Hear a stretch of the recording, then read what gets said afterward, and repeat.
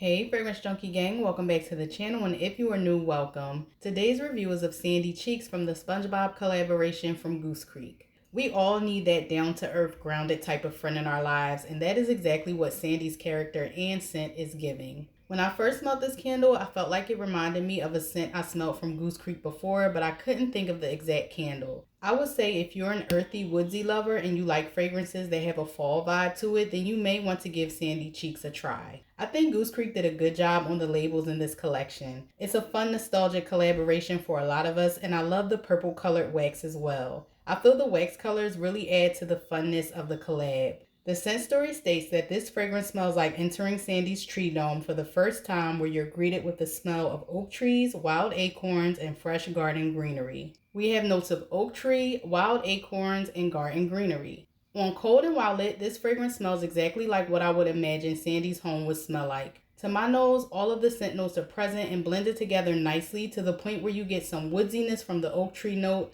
a soft nuttiness from the acorn accord, and a pleasant outdoorsy earthiness from the garden greenery. This fragrance smells exactly like what I would imagine being in a treehouse during the fall would smell like. Within this collection, I like how there are 3 scents that have some complexity to them, which are Mr. Krabs, Squidward, and Sandy, and then the other 3 scents are more basic and straightforward, which would be Patrick, SpongeBob, and Welcome to Bikini Bottom. This isn't an overwhelming woodsy earthy scent, so while it does give fall vibes, it's more on the soft airy side, so to me, it doesn't come off as a heavy fall scent that can't be enjoyed during the spring or summer transitioning to early fall. This candle comes with mid-sized rope-like wicks that here on the 4th burn are performing good. There's no visible soot coming up off of the wicks, the wax isn't discolored, and there aren't any problems with the wicks.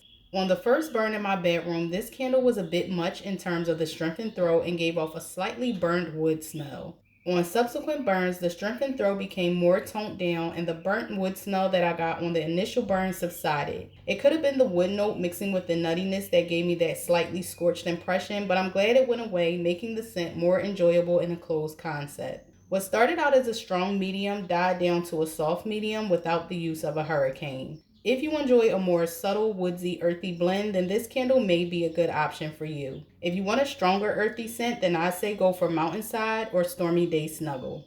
With all of the good, earthy, and woodsy fragrances that Goose Creek has been producing throughout the spring, I don't feel the need to repurchase this candle. However, I do feel it's repurchase worthy. Out of all the atmospheric scents I've tried, Mountainside and Stormy Day Snuggle are my top 2 picks, and I already have backups of each, so Sandy Cheeks will be a one and done, although I do enjoy the fragrance. It's more of a like and not a love for me. Until next time, bye!